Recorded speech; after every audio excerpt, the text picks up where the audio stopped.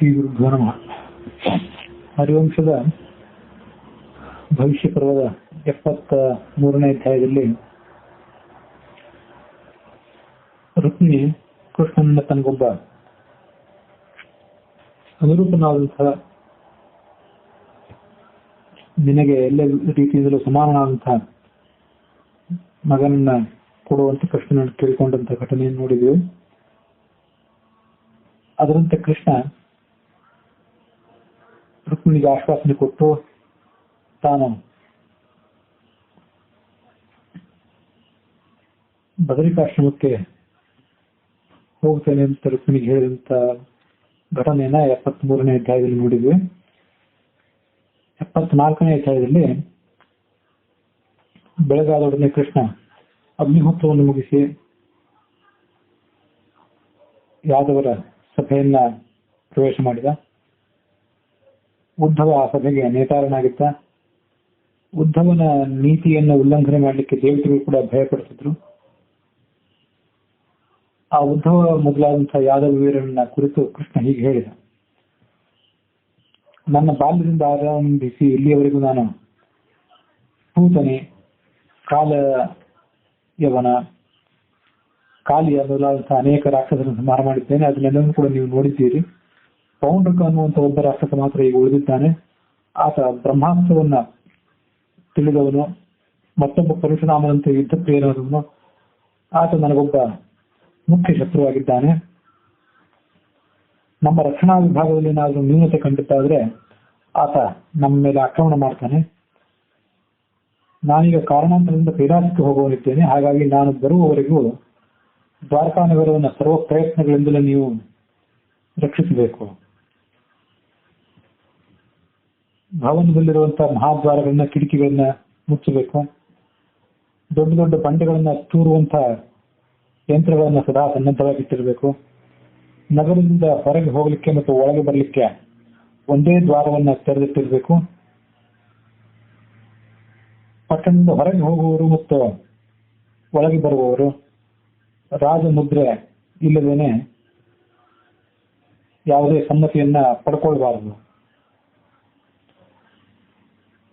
ನಾನು ಇಲ್ಲದಿರುವಂತಹ ಸಂದರ್ಭದಲ್ಲಿ ಯಾರು ಕೂಡ ಬೇಟೆಯಾಡಲಿಕ್ಕಾಗಿ ಪಟ್ಟಣದಿಂದ ಹೊರಗೆ ಹೋಗಬೇಡಿ. ಪಟ್ಟಣಕ್ಕೆ ಬಂದು ಹೋಗುವಂತವರಲ್ಲಿ ನಮ್ಮವರು ಯಾರು, ಪರಕೀಯರು ಯಾರು ಅನ್ನುವಂಥ ಸಕಲ ಸಮಾಚಾರಗಳನ್ನು ಕೂಡ ಗುರುತಿಸಿ ಪರಕೀಯರಾದವರನ್ನ ನಗರಕ್ಕೆ ಪ್ರವೇಶ ಮಾಡುವುದರಿಂದ ತಡೆಗಟ್ಟಬೇಕು. ಹೀಗೆ ಕೃಷ್ಣ ಹೇಳಿ ಸಾತ್ವಿಕಿಯನ್ನು ಕುರಿತು ಹೇಳಿದ. ಸಾತ್ವಿಕಿ, ನೀನು ಸಕಲ ಕಾಲದಲ್ಲಿ ಕೂಡ ಆಯುಧಗಳಿಂದ ಸನ್ನದ್ಧನಾಗಿದ್ದು ದ್ವಾರಕಾ ನಗರವನ್ನು ರಕ್ಷಣೆ ಮಾಡಬೇಕು. ರಾತ್ರಿ ಕಾಲದಲ್ಲಿ ನಿದ್ರೆ ಮಾಡಬಾರದು.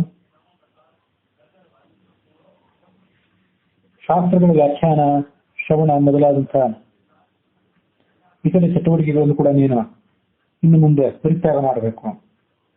ನಮ್ಮ ಶತ್ರುಗಳು ನಮ್ಮ ಈ ಪಟ್ಟಣವನ್ನು ಹೇಡಿಗಳ ನಗರ ಎಂಬುದಾಗಿ ಭಾವಿಸಬಾರದು.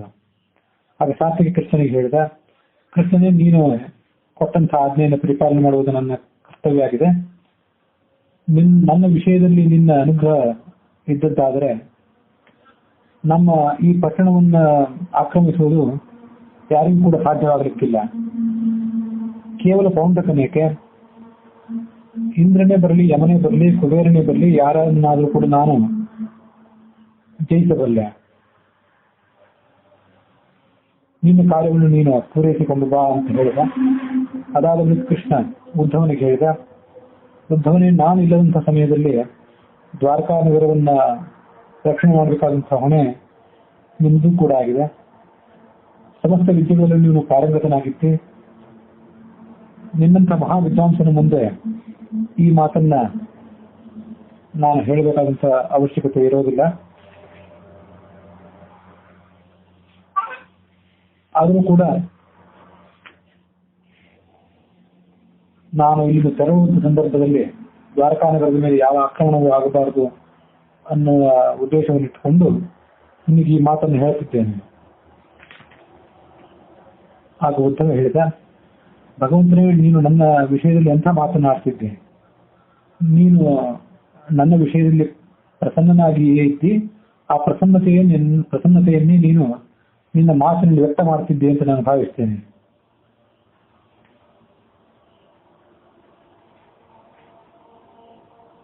ನೀನು ಸಮಸ್ತ ಜಗತ್ತಿಗೂ ಕೂಡ ಪ್ರಧಾನಭೂತನಾದಂತಹ ಸೃಷ್ಟಿಕರ್ತಾರನಾಗಿದ್ದಿ. ನಾವೆಲ್ಲರೂ ಕೂಡ ನಿನ್ನ ಅಧೀನದಲ್ಲಿರುವುದರಿಂದಲೇ ನಿರ್ಭಯರಾಗಿ ಜೀವಿಸಿಕೊಂಡಿದ್ದೇವೆ. ನಿನ್ನ ಹೊರತಾಗಿ ನೀತಿ ಮಾರ್ಗವನ್ನು ಉಪಯೋಗ ಮಾಡತಕ್ಕಂಥವನು ಈ ಜಗತ್ತಿನಲ್ಲಿ ಬೇರೆ ಯಾರಾದರೂ ಇದ್ದಾರೆ ಅಂತ ನಾನು ಭಾವಿಸೋದಿಲ್ಲ. ಶತ್ರುವು ಬಲಿಷ್ಠನಾಗಿದ್ದಾಗ ಆತನ ವಿಷಯದಲ್ಲಿ ಸಾಮ, ದಾನ, ಭೇದ, ದಂಡ ಈ ಮೊದಲಾದ ವಿಷಯಗಳಲ್ಲಿ ಸಾಮದಾನವನ್ನ ಅವಲಂಬಿಸಬೇಕು.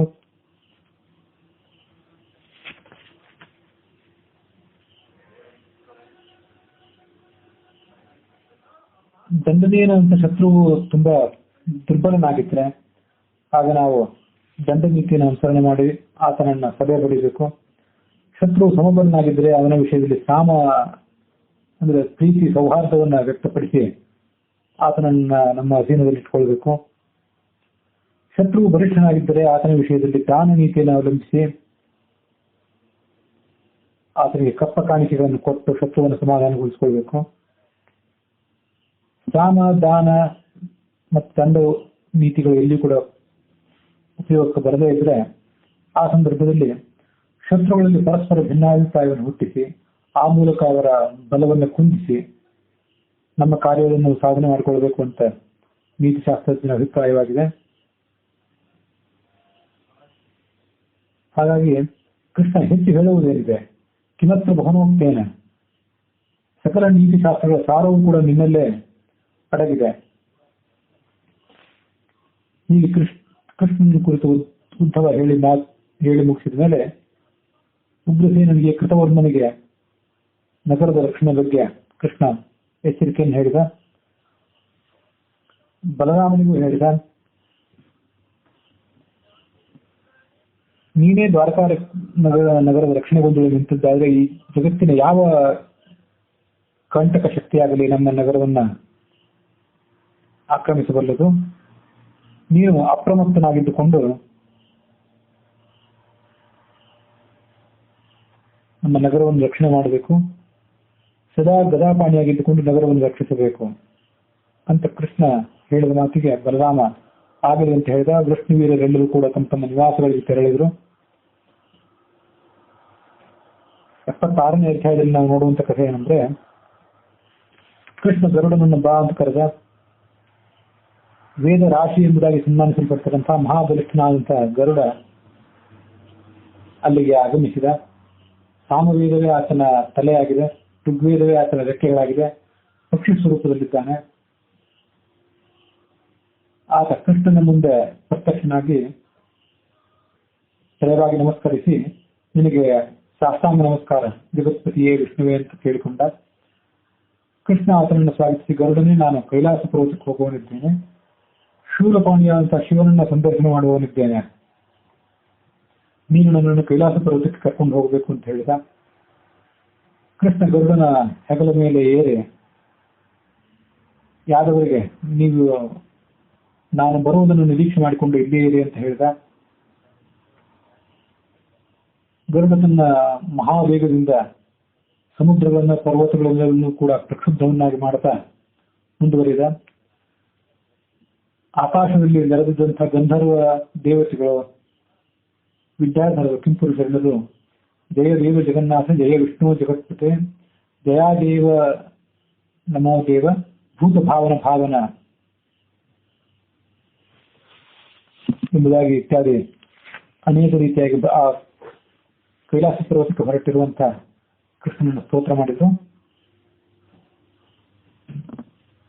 ಮುಂದೆ ಕೃಷ್ಣ ಬದರಿಕಾ ಕ್ಷೇತ್ರಕ್ಕೆ ಬಂದ. ಅಲ್ಲಿ ಈ ಮಹಾವಿಷ್ಣು ಹಿಂದೆ 10,000 ವರ್ಷಗಳ ಕಾಲ ಕಠೋರವಾದ ತಪಸ್ಸನ್ನು ಮಾಡಿದ್ದ. ತನ್ನ ಶರೀರವನ್ನು ನರ, ನಾರಾಯಣ ಎಂಬ 2 ಪ್ರತ್ಯೇಕವಾದ ಸ್ವರೂಪಗಳಾಗಿ ವಿಭಾಗ ಮಾಡಿಕೊಂಡಿದ್ದ. ನಾರಾಯಣ ಅಂದ್ರೆ ಸ್ವಯಂ ವಿಷ್ಣುವೇ ಆಗಿದ್ದಾನೆ, ನರ ಅಂದ್ರೆ ಶೇಷಾವತಾರನಾಗಿದ್ದಾನೆ. ಆ ಬದರಿ ಕ್ಷೇತ್ರದ ಮಧ್ಯಭಾಗದಲ್ಲಿ ಪರಮ ಪಾವನಿಯಾದ ಗಂಗಾ ನದಿಯು ಅಲಕನಂದ ನದಿ ಎಂಬ ಹೆಸರಿನಿಂದ ಹರಿಯುತ್ತದೆ. ದೇವತೆಗಳಿಗೆ ಶತ್ರುವಾಗಿದ್ದಂತಹ ವೃತ್ರಾಸುರನನ್ನ ಇಂದ್ರ ಸಂಹಾರ ಮಾಡಬೇಕಾಯ್ತು. ಆದರೆ ಬ್ರಾಹ್ಮಣನಾದಂತಹ ವೃತ್ರಾಸುರನನ್ನ ಸಂಹಾರ ಮಾಡಿದ್ರಿಂದ ಬ್ರಹ್ಮಹತ್ಯಾ ದೋಷ ಇಂದ್ರನಿಗೆ ಬಂದಿತ್ತು. ಅದನ್ನ ತಪ್ಪಿಸಿಕೊಳ್ಳುವ ಸಲುವಾಗಿ ಇಂದ್ರ 10,000 ವರ್ಷಗಳ ಕಾಲ ದೀರ್ಘವಾದ ತಪಸ್ಸನ್ನು ಮಾಡಿದ್ದ. ಅನೇಕ ಸಿದ್ಧರು ಅದೇ ಕ್ಷೇತ್ರದಲ್ಲಿ ಸಾಧನೆಯನ್ನು ಮಾಡಿ ಸಿದ್ಧಿಯನ್ನು ಪಡ್ಕೊಂಡಿದ್ರು.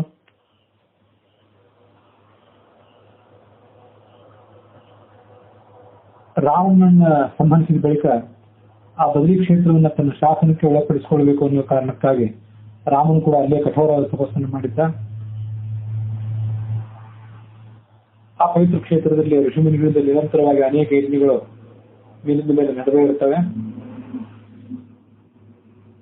ಅಂಥ ಬದರಿ ಕ್ಷೇತ್ರಕ್ಕೆ ಕೃಷ್ಣ ಬಂದ ಕೂಡಲೇ ಸಾಯಂಕಾಲದ ಸಮಯದಲ್ಲಿ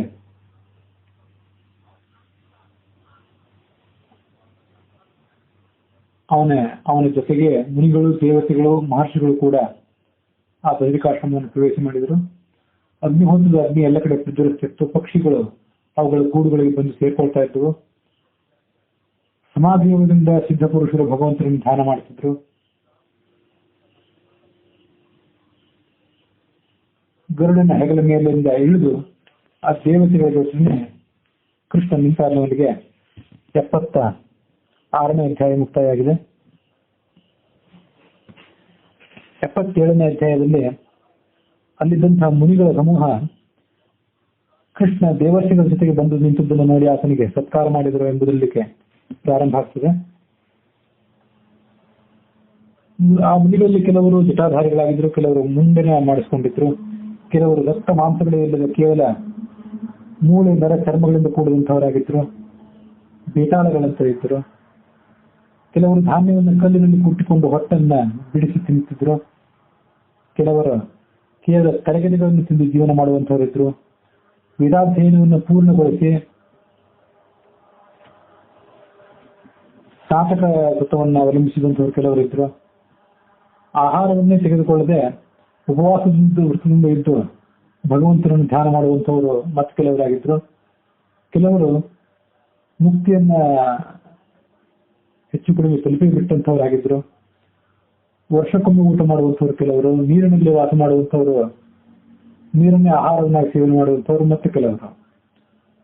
ವಸಿಷ್ಠ, ವಾಮದೇವ, ವೈದ್ಯ, ಧೂಮ್ರ, ಜಾಬಾಲಿ, ಕಶ್ಯಪ, ಕಣ್ವ, ಭರದ್ವಾಜ, ಗೌತಮ, ಅತ್ರಿ, ಅಶ್ವಶಿರಸ್, ಭದ್ರ, ಶಂಖನಿಧಿ, ಕುನಿ, ಪರಾಚರ್ಯ, ಪವಿತ್ರಾತ್ಮ, ಯಾಜ್ಞವಲ್ಕ್ಯ, ಕಕ್ಷೀವಂತ, ಅಂಗಿರಸ ಮುನಿ, ದೀಪ್ತತಮಸ, ಅಸಿತ, ದೇವಲ, ವಾಲ್ಮೀಕಿ ಮೊದಲಾದಂತಹ ಮುನಿಗಳು ಕೃಷ್ಣನಿಗೆ ಅರ್ಘ್ಯಪಾದ್ಯಾದಿಗಳನ್ನ ತೆಗೆದುಕೊಂಡು ಆಶ್ರಮದಿಂದ ಹೊರಗೆ ಬಂದರು.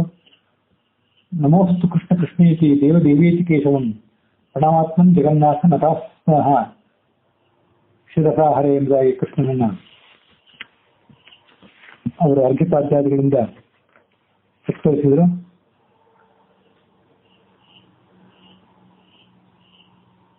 ಕೃಷ್ಣನೇ, ನಾವು ನಿನಗಾಗಿ ಯಾವ ಕಾರ್ಯವನ್ನು ಮಾಡಿಕೊಡಬೇಕು? ನಾವೇನಾದರೂ ತಿಳಿದು ಏನಾದರೂ ದೋಷವನ್ನು ಎಸಗಿದ್ದೇವೆ? ಈ ಎಲ್ಲ ಸಂಗತಿಗಳನ್ನು ನಮಗೆ ನೀನು ತಿಳಿಸಬೇಕು ಎಂಬುದಾಗಿ ಅವರೆಲ್ಲರೂ ಕೂಡ ಕೃಷ್ಣನನ್ನ ಪ್ರಾರ್ಥನೆ ಮಾಡಿದರು. ಕೃಷ್ಣ ಅವರು ಕೊಟ್ಟಂತ ಸತ್ಕಾರವನ್ನ ಯೋಗ್ಯವಾಗಿ ಸ್ವೀಕಾರ ಮಾಡಿ, ಮುನಿಗಳೇ, ನೀವೆಲ್ಲರೂ ನನ್ನನ್ನು ಯಥಾವಿಧಿಯಾಗಿ ಸತ್ಕಾರ ಮಾಡಿದ್ದೀರಿ. ನಿಮ್ಮ ತಪಸ್ಸು, ನಿಮ್ಮ ಧರ್ಮಾಚರಣೆ ನಿತ್ಯ ಕೂಡ ವರ್ಧಿಸಲಿ, ಅದಕ್ಕೆ ಯಾವುದೇ ಕುಂದು ಆಗಲಿರಲಿ ಅಂತ ಅವರಿಗೆ ಆಶೀರ್ವಾದ ಮಾಡಿದ. ಮತ್ತು ನಿಮ್ಮ ತಪಸ್ಸು ನಿರಾತಂಕವಾಗಿ ನಡೆದಿದೆಯೇ ಇಲ್ಲವೇ ಎಂಬುದಾಗಿ ಅವರನ್ನ ಕುಶಲ ಪ್ರಶ್ನೆ ಕೂಡ ಮಾಡಿದ. ಪ್ರಭುವೇ, ನಿನ್ನ ಕೃಪೆಯಿಂದ ಎಲ್ಲವೂ ಕೂಡ ನಿರಾತಂಕವಾಗಿ ನಡೆದಿದೆ ಅಂತ ಅವರು ಉತ್ತರಿಸಿದರು.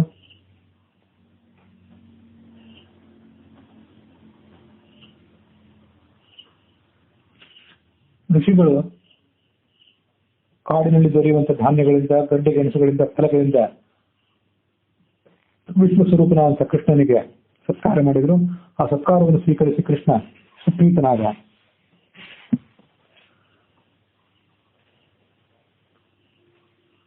ಮುಂದೆ 78ನೇ ಅಧ್ಯಾಯದಲ್ಲಿ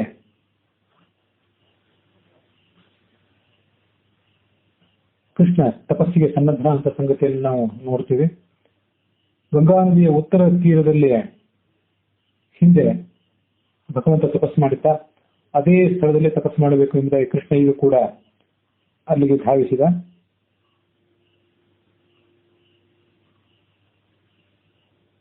ಅಲ್ಲಿದ್ದಂತಹ ಆಶ್ರಮದಲ್ಲಿ ಆತ ಕುಳಿತುಕೊಂಡ. ಸಮಾಧಿ ಯೋಗದಲ್ಲಿ ತನ್ನ ಮನಸ್ಸನ್ನ ಆತ ನಿಲ್ಲಿಸಿಕೊಂಡ.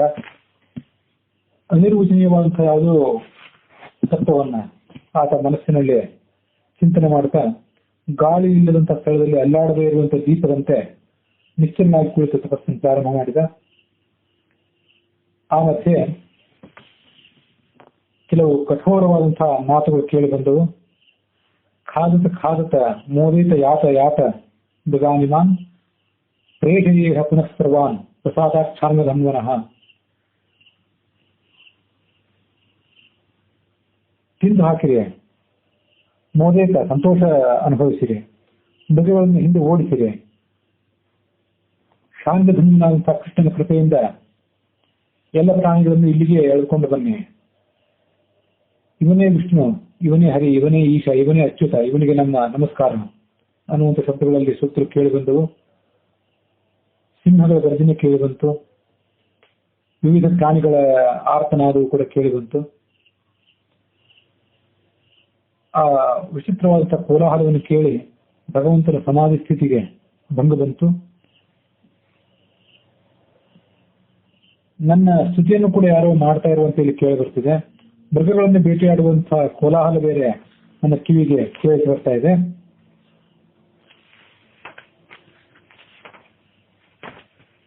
ಈ ಕೋಲಾಹಲದ ಕಾರಣವೇನು? ಕೃಷ್ಣ ಹೀಗೆ ಆಲೋಚನೆ ಮಾಡಿ ಎಲ್ಲ ದಿಕ್ಕುಗಳನ್ನು ಕೂಡ ದಿಟ್ಟಿಸಿ ನೋಡಿದ. ಆದ್ರೆ ಅವನಿಗೆ ಸುತ್ತಮುತ್ತಲು ಯಾವುದೇ ಸಂಗತಿಗಳು ಕಾಣಲಿಲ್ಲ.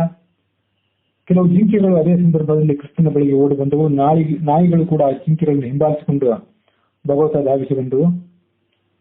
ಅವುಗಳ ಹಿಂದೆ ಸಾವಿರಾರು ಪಂಜುಗಳು ಕಾಣಿಸಿಕೊಂಡವು. ಅಂಧಕಾರ ಸಂಪೂರ್ಣವಾಗಿ ತೊಲಗಿ ಆ ಪ್ರದೇಶ ಹಗಲಿನಂತೆ ಕಾಣಲಿಕ್ಕೆ ಪ್ರಾರಂಭ ಆಯಿತು. ಭೂತ ಪ್ರೇತಗಳ ಗುಂಪು ಅಲ್ಲಿ ಕಾಣಿಸಿಕೊಂಡಿತು. ಹೆಣಗಳನ್ನು ತಿಂತಾ ಇದ್ದವು ಆ ಭೂತಗಳು ಮತ್ತು ರಕ್ತವನ್ನ ಪಾನ ಮಾಡ್ತಾ ಇದ್ದವು. ಹಲವಾರು ಮೃಗಗಳು ಪಿಶಾಚಗಳಿಂದ ಪೀಡಿಸಲ್ಪಟ್ಟು ಪ್ರಾಣವನ್ನು ಕಳೆದುಕೊಳ್ತಾ ಇದ್ದವು. ಆನೆಗಳು ಮತ್ತು ಉಳಿದ ಪ್ರಾಣಿಗಳು ದಿಕ್ಕೆಟ್ಟು ಆ ಕಡೆ ಈ ಕಡೆ ಓಡಾಡ್ತಾ ಇದ್ದವು. ಆ ಎಲ್ಲ ಪ್ರಾಣಿಗಳು ಕೃಷ್ಣನ ಕಡೆ ಧಾವಿಸಿ ಬಂದು ಕೃಷ್ಣನನ್ನ ಸುತ್ತುವರೆದು ನಿಂತವು. ಆ ಪಿಶಾಚಿಗಳ ಜೊತೆಗೆ ಕೆಲವು ಹೆಣ್ಣು ಪಿಶಾಚಿಗಳು ಕೂಡ ಬಂದವು ತಮ್ಮ ಮಕ್ಕಳಿಂದ ಕೂಡಿಕೊಂಡು. ಕೃಷ್ಣ ಮತ್ತೊಮ್ಮೆ ಆಲೋಚನೆ ಮಾಡಲಿಕ್ಕೆ ಪ್ರಾರಂಭ ಮಾಡಿದ. ಈ ಪ್ರಾಣಿಗಳ ಗುಂಪು ಯಾರಿಗೆ ಸೇರಿತ್ತು? ನನ್ನನ್ನು ಸ್ತೋತ್ರ ಮಾಡುವಂತವ್ರು ಯಾರು? ಹೀಗೆ ಕೃಷ್ಣ ಸಾಧಾರಣ ಮನುಷ್ಯನಂತೆ ಏನೂ ತಿಳಿಯದವನಂತೆ ಅದನ್ನೆಲ್ಲವನ್ನು ಆಲೋಚನೆ ಮಾಡ್ತಾ ಕೂತ. ಕಡೆಯಲ್ಲಿ ಭಯಂಕರ ಆಕಾರದ ಎರಡು ಪಿಶಾಚಿಗಳು ಕೃಷ್ಣನ ಬಳಿಗೆ ಬಂದವು. ಅವು ಬಹಳ ವಿಕೃತ ಸ್ವರೂಪವುಳ್ಳವುಗಳಾಗಿದ್ದವು, ಅತ್ಯಂತ ಎತ್ತರವಾಗಿದ್ದವು.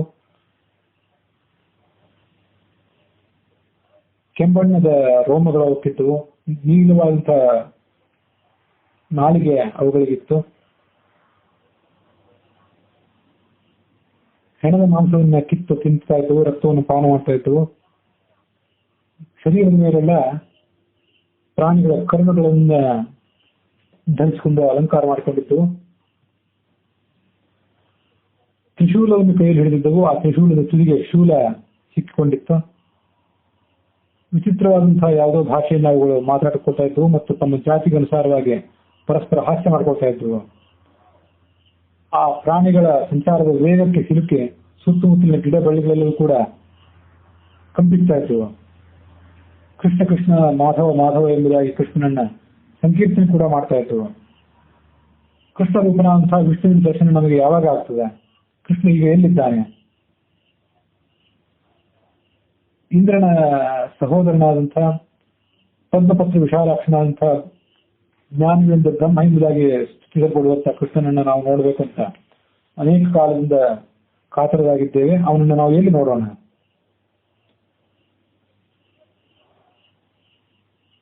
ನಮ್ಮ ಈ ಪಿಶಾಚ ಜನ್ಮ ಜಗತ್ತಿನ ಎಲ್ಲ ಜೀವಿಗಳು ಕೂಡ ಭಯಾನಕವಾಗಿದೆ.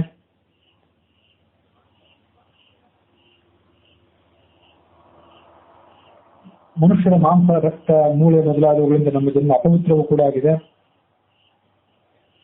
ಪೂರ್ವ ಜನ್ಮದ ಯಾವುದೋ ಕರ್ಮದ ಪ್ರಭಾವದಿಂದಾಗಿ ನಮಗೆ ಇಂಥ ಜನ್ಮ ಬಂದಿರಬೇಕು. ಹೀಗಿದ್ರೂ ಕೂಡ ನಮಗೆ ಮಾತ್ರ ಯಾವುದೇ ಸಂಕಟ ಆಗ್ತಿಲ್ಲ. ನಾವು ಈ ಜನ್ಮದಲ್ಲಿ ಕೂಡ ಆನಂದದಿಂದೇ ಇದ್ದೇವೆ. ಎಲ್ಲಿಯವರೆಗೆ ನಾವು ಮಾಡಿದಂಥ ಕರ್ಮಗಳು ನಮ್ಮನ್ನ ಬೆನ್ನಟ್ಟಿ ಬರ್ತಿರ್ತವೋ ಅಲ್ಲಿ ತನಕ ನಮ್ಗೆ ಉದ್ದೇಶ ತಪ್ಪಿದ್ದಲ್ಲ. ಹಾಗಾಗಿ ಪಿಶಾಚಿಗಳೆಂದರೆ ಎಲ್ಲರೂ ಕೂಡ ಭಯ ಪಡ್ತಾರೆ ಮತ್ತು ದ್ವೇಷ ಮಾಡ್ತಾರೆ. ನಿಶ್ಚಯವಾಗಿಯೂ ಹಿಂದಿನ 16 ಜನ್ಮಗಳಲ್ಲಿ ನಾವು ದೊಡ್ಡ ಪ್ರಮಾಣದ ಪಾಪವನ್ನೇ ಮಾಡಿರಬೇಕು. ಅದರ ಫಲವಾಗಿ ಈಗ ಈ ನಿಂದ್ಯವಾದಂತಹ ಬೇಟೆ ಮೊದಲಾದಂತಹ ಕಾರ್ಯಗಳಲ್ಲಿ ನಾವು ಆಸಕ್ತರಾಗಿದ್ದೇವೆ.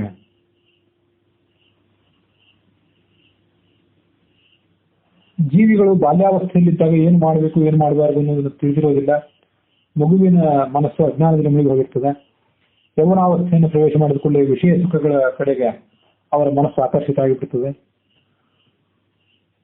ಇನ್ನೂ ಹೆಚ್ಚಿನ ವಿಷಯ ಸುಖದ ಕಡೆಗೇನೆ ಅವರ ಮನಸ್ಸು ಮುಂದುವರಿತಿರ್ತದೆ ಹೊರತು ಆತ್ಮ ಕಲ್ಯಾಣದ ವಿಷಯದಲ್ಲಿ ಅವ್ರ ಮನಸ್ಸನ್ನೇ ಹರಿಸೋದಿಲ್ಲ. ಯುವಕರಾದವರು ಕ್ರಮವಾಗಿ ವೃದ್ಧರಾಗ್ತಾರೆ.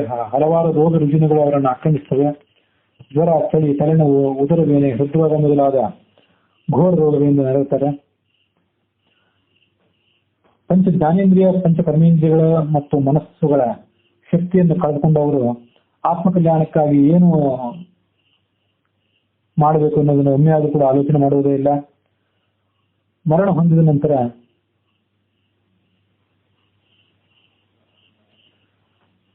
ಮಲಮೂತ್ರಗಳ ಕೆಸರಿನಿಂದ ಸುತ್ತುವರಿಯಲ್ಪಟ್ಟಂತಹ ಘೋರವಾದಂತಹ ಗರ್ಭಾಶಯದಲ್ಲಿ ಮತ್ತೆ ಅವರು ವಾಸ ಮಾಡ್ತಾರೆ. ಗರ್ಭಾಶಯದಿಂದ ಹೊರಗೆ ಬಂದು ಹುಟ್ಟಿ ಸಂಸಾರ ಚಕ್ರದಲ್ಲಿ ಮತ್ತೆ ಸಿಲುಕ್ತಾರೆ. ಹುಟ್ಟಿದ ನಂತರವೂ ಕೂಡ ಪರಸ್ಪರ ಹಿಂಸೆ ಮಾಡ್ತಾರೆ. ಅರ್ಥಕ್ಕಾಗಿ, ಸುಖಕ್ಕಾಗಿ ಮಾಡಬಾರದು ಪಾಪಕರ್ಮಗಳನ್ನು ಮಾಡಿ ಕರ್ಮಫಲವನ್ನು ಸಂಗ್ರಹ ಮಾಡ್ತಾರೆ. ಪಾಪದ ಕೊಡವನ್ನ ಹೀಗೆ ಅವರು ತುಂಬಿಸ್ಕೊಳ್ತಾರೆ. ಪಾಪಾನಿ ಬಹುರೂಪಾಣಿ ಕುರುವತೆ ಅಜ್ಞಾನತಸ್ತದ. ಸಂಸಾರದ ಈ ಬಂಧನ ಎಲ್ಲ ಪ್ರಾಣಿಗಳನ್ನು ಕೂಡ ಕಳೆದುಕೊಂಡಿದೆ. ಯಾವ ಉಪಾಯದಿಂದಾಗಲಿ, ಶಸ್ತ್ರಾಸ್ತ್ರಗಳಿಂದಾಗಲಿ ಈ ಸಂಸಾರದ ಮಾಯೆಯನ್ನು ಕತ್ತರಿಸುವುದು ಅಸಾಧ್ಯವಾಗಿದೆ. ಮನುಷ್ಯರಲ್ಲೂ ಕೂಡ ಸುಖಲೋಲುಪರಾಗಿ ಅರ್ಥ ಪ್ರಾಪ್ತಿಯ ಬಗ್ಗೆ ನಿತ್ಯವೂ ಆಲೋಚನೆ ಮಾಡ್ತಿರ್ತಾರೆ. ಇಂಥವನನ್ನು ಧ್ವಂಸ ಮಾಡಿ ಅವನ ಭಂಡಾರವನ್ನು ಅಪಹಾರ ಮಾಡ್ತೇನೆ, ಆ ಹಣವನ್ನು ಕದ್ದಾದರೂ ನಾನು ಮನೆಗೆ ದುಡ್ಡನ್ನು ತೆಗೆದುಕೊಂಡು ಹೋಗಿ ನನ್ನ ಕುಟುಂಬದವರನ್ನ ಸುಖವಾಗಿ ಸಲಹುತ್ತೇನೆ, ಈ ಮತ್ತೊಬ್ಬನನ್ನು ನಾನು ಕೇವಲ ಭಯಪಡಿಸಿ ಅವನ ಹಣವನ್ನು ಕಸಿಯುತ್ತೇನೆ. ಹೀಗೆ ಆಲೋಚನೆ ಮಾಡುವಂತಹ ಈ ಮೂರ್ಖರಾದಂತಹ ಸುಖಲೋಲುಪರಾದಂತಹ ಜನರು ಯಾವತ್ತು ಪ್ರಾಣಿ ಹಿಂಸೆಯಲ್ಲಿ ಆಸಕ್ತರಾಗಿರ್ತಾರೆ. ಅಸ್ಯೈವ ದುಃಖ ಮೂಲಸ್ಯ ಸಂಸಾರಸ್ಯ ಸದಾ ಹರಿಹಿ ಭೇಷಜಂ ಸರ್ವಥಾ ದೇವ ಶಂಖಚಕ್ರ ಗದಾಧರ ಆದಿದೇವ ಪುರಾಣಾತ್ಮ ಆತ್ಮ ಬ್ರಹ್ಮವಿದಾಂಸದ. ಈ ದುಃಖ ಮೂಲವಾದಂತಹ ಸಂಸಾರ ರೂಪವಾದಂತಹ ಈ ರೋಗ ಏನಿದೆ, ಇದಕ್ಕೆ ಸರಿಯಾದಂತಹ ಔಷಧವೆಂದರೆ ಶಂಖಚಕ್ರ ಗದಾಪಾಣಿಯಾದಂತಹ ಆದಿದೇವನಾದಂತಹ ಪುರಾಣ ಸ್ವರೂಪಿಯಾದಂತಹ ಭಗವಂತ ಹರಿಯೊಬ್ಬನೇ ಆಗಿದ್ದಾನೆ. ಅದರಿಂದ ನಾವೆಲ್ಲರೂ ಸರ್ವ ಪ್ರಯತ್ನದಿಂದಲೂ ಕೂಡ ಆ ಸಂಸಾರ ರೋಗಕ್ಕೆ ವೈದ್ಯನಾದಂತಹ ಶ್ರೀಹರಿಯನ್ನ ಸಂದರ್ಶಿಸೋಣ. ಹೀಗೆರಡು ಪಿಶಾಚಿಗಳು ಕೂಡ ಪರಸ್ಪರ ಮಾತಾಡಿಕೊಳ್ತಾ ಕೊನೆಗೆ ಕೃಷ್ಣನ ಬಳಿಗೆ ಬಂದು ಅಲ್ಲಿ ನಿಂತು ಅನ್ನುವಲ್ಲಿಗೆ ಹರಿವಂಶದ ಭವಿಷ್ಯ ಪರ್ವದ 79ನೇ ಅಧ್ಯಾಯ ಮುಕ್ತಾಯ ಆಗಿದೆ.